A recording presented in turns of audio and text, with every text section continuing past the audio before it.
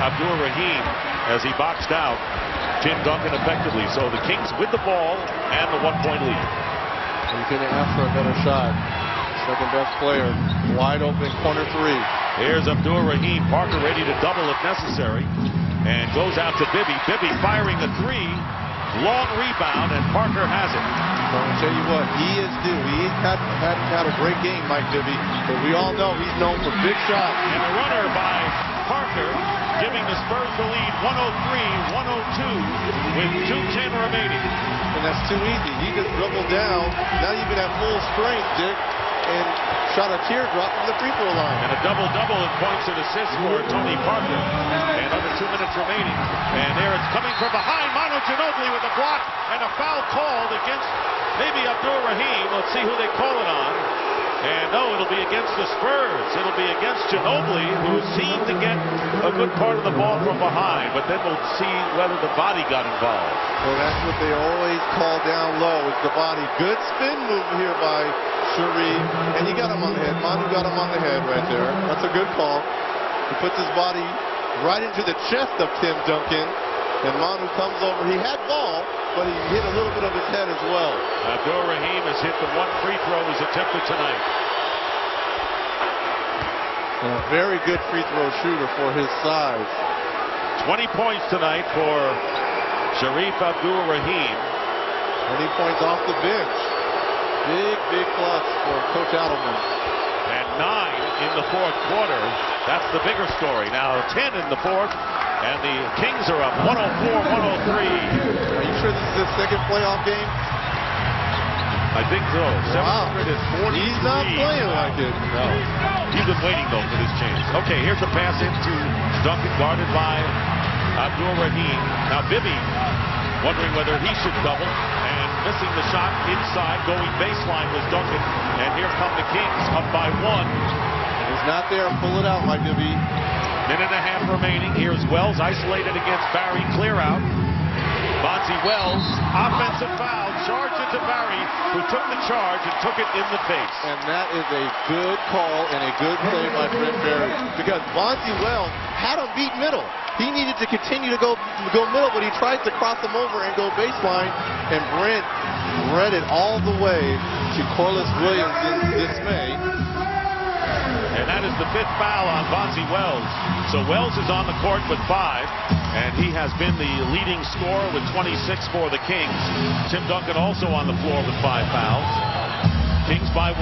Spurs looking to regain the lead. 1:15 to go. And here is Duncan. Parker still has it. Parker from the baseline. And now the Kings have it. Ginobili trying to knock the ball away. Well, you gotta be careful. He's gonna end up like Ron Artest. He keeps reaching in there like that. 1 minute remaining. And 14 on the shot clock here in the fourth quarter. The Kings are up 104-103, doing it without Ron Artest. Abdur-Rahim gets the basket. He has been the hero of this fourth quarter for the Sacramento Kings, and a timeout called by the Spurs. Sharif Abdur-Rahim, 12 of his 23 here in the fourth quarter. And he's been doing it by using his size and his strength against one of the premier big men in the game, in Tim Duncan. They're up by 3. Tomorrow night on TNT, it's Game 2 between the Grizzlies and the Mavericks, followed by Game 2 between the Lakers and the Suns. Coverage begins at 8 p.m. Eastern. So after a 34-point blowout in Game 1 by the Spurs, and not having Ron Artest, the Kings with a 3-point lead. Game 3 will be Friday at Sacramento, and Game 4 Sunday at Sacramento, and if necessary, back here in San Antonio on May the 2nd, and the rest of the series schedule. So it's a possibility that the Kings trying to steal one on the road. Each team has 1 full and a 20. Neither team with a foul to give. Reggie? Well, you got 49.6 seconds left. You don't need a 3. You can get a quick 2 and let your defense do your talking for you. Look for Tony Parker. You get the handoff back out of bounds and try to get into the lane and create that teardrop shot for himself or Tim Duncan. And the Spurs have been in this situation so many times before, in huge games in playoffs and in finals, down by this many, maybe even more, with this much time remaining. Here's Finley. Finley hitting the big basket. Two-pointer, 106-105. And that only took 2 seconds off the clock, Dick, so plenty of time. You establish your defense now. You've been great all year. Big possession for the Kings, and the Spurs live by their defense. Here's Abdul-Rahim. Ginobili over to help out. Bibby, 6 on the shot clock. Parker all over him. Tight defense. Bibby missing the shot, and Martin keeps it alive, and Bonzi Wells is fouled by Parker with 20.1. So Kevin Martin, coming out of nowhere, saved it with the offensive rebound, and Bonzi Wells will go to the line to shoot 2. And a good shot there by Mike Bibby, but he's done everything tonight. He might as well come up with the loose ball, Kevin Martin, sending Bonzi Wells to the free throw line. 3 for 6 is Bonzi Wells.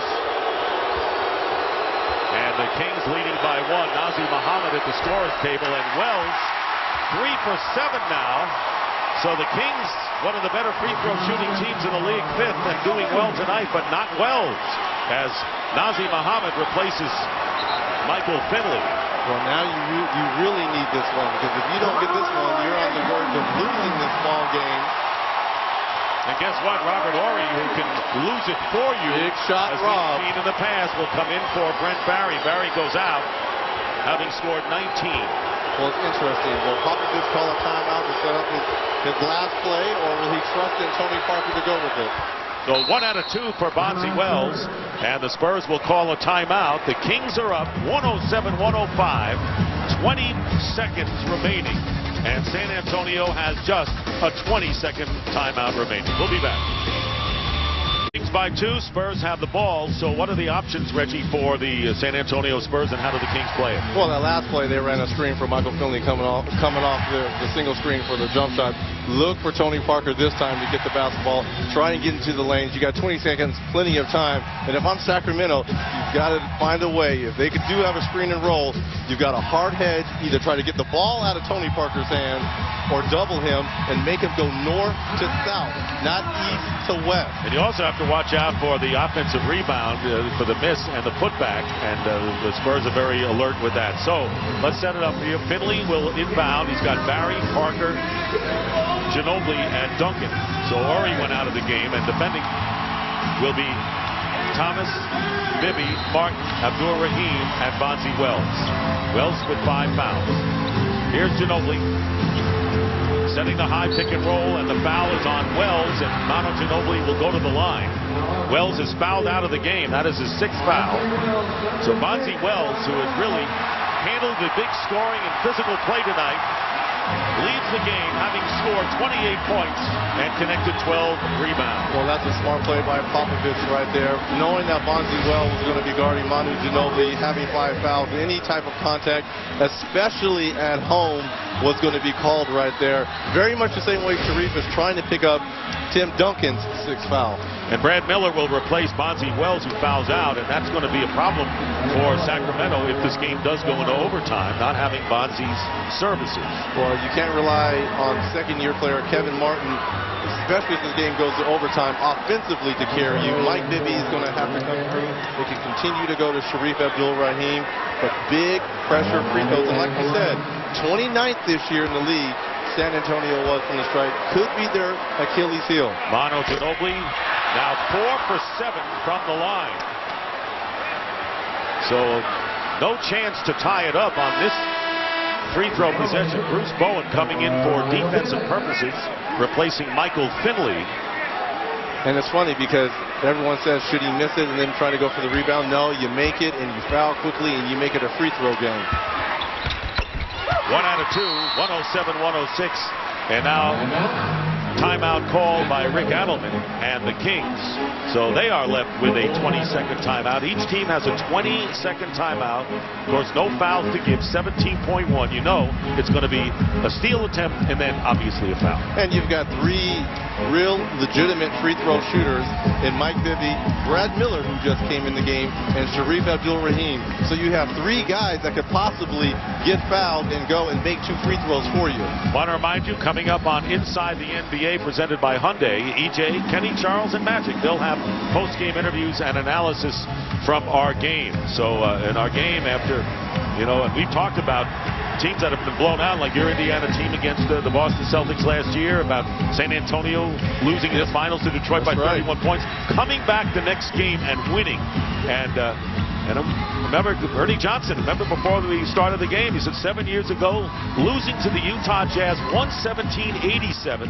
And then they won game 2 and eventually won the 5th and deciding game in that first round in overtime. So there is history of teams rebounding from that. Well, not only history, but we talked at the onset that San Antonio might be complacent. You beat this team by 34 points with Ron Artest.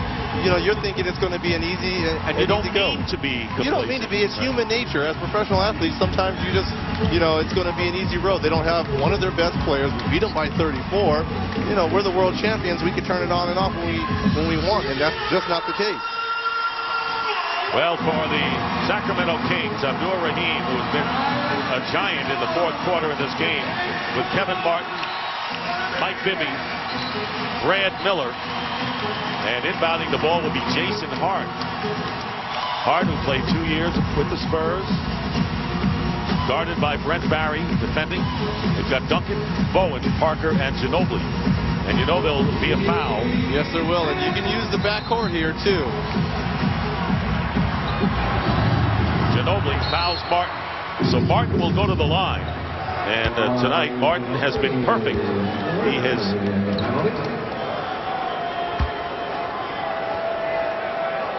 8 for 8 from the free throw line is Kevin Martin. But the pressure now, a lot different than it was earlier in the game. Very true, but why not? It's been his game all night, so.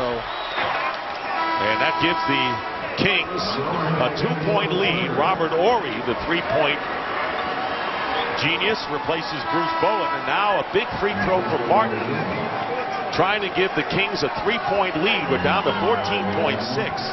Garcia comes into the game, Francisco Garcia, for rebounding purposes. And remember, the Spurs just have a 20-second timeout left. Martin makes them both, and it's 109-106. And the Spurs call their last timeout. It's a 20 with 14.6. Whoever would have figured that in a game like this, after the Game 1 blowout without Artest, the Kings would have this lead with this much time left. That's basketball. All right, Mr. Reggie Miller, 3-point game now. Any secret, or do you can still go for 2 and foul? Is that a fact? You still make it a free throw game. The only disadvantage San Antonio has, because if they go to a free throw game and not the 3 now, they have no timeouts to advance the basketball. Yes, good point. So you want to try to go for the 3 now, and if not, make it a foul game. Got any candidates? Well, you know, Robert Horry is always hitting big shots. Manu, Brent Barry's been hot from beyond the arc this year, so especially this game. Last year, the Spurs lost the opening game of the first round in Denver. Came back and won. This year, they won. Well, one thing I don't like having Francisco Rodriguez on Robert Horry. All right, well, that's who's on him right now. And Manu Ginobili in 3-point territory, driving against Hart. And open is Barry. Gets the 3. Barry with a 3-point basket that pops up from the rim with 4 seconds to go. And the Kings call a timeout. Brent Barry, what a game. 22 points for Brent Barry. 4 threes coming off that very deep bench, ties the score. And now the Kings have used their last timeout, a 20. And Dick, that was a misdirection play right there, because right there, Tim Duncan did a good job.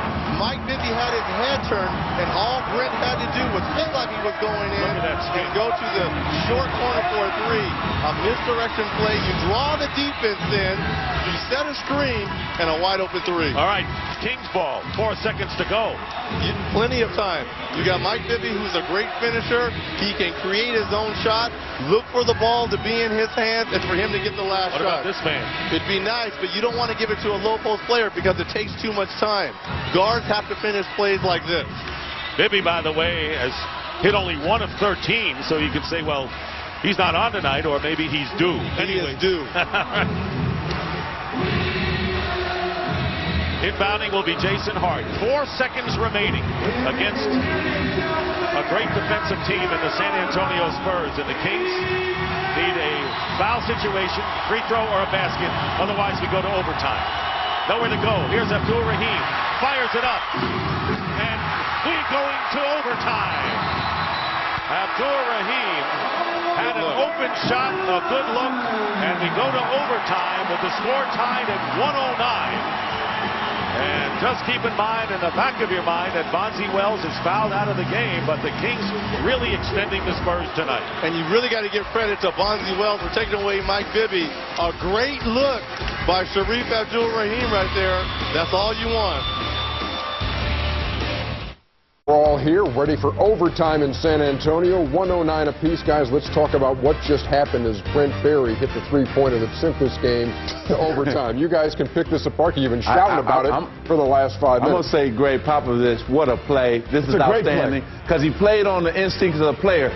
See, Ginobili was driving to set this up. Everybody was watching Ginobili because he's a great driver and a great player. And Sacramento's natural tendency. Let me tell you something. And I'm going to just call it a dumb move. You up 3, you don't even, he's cheating off that pick. You don't leave any three-point shooter when you up 3 with less than 5 seconds to go. That's just terrible. I think it was a better pick than a worse defense. I think it was a better play. You don't ever leave. That's terrible defense. He did his terrible defense. What do you say we play some overtime? Let's go back to Dick Stockton. Boy, thanks, guys. And boy, I'd like to hear you guys for another mutiny in the studio. Boy, on one play. Okay, well, hope we give you a lot to talk about.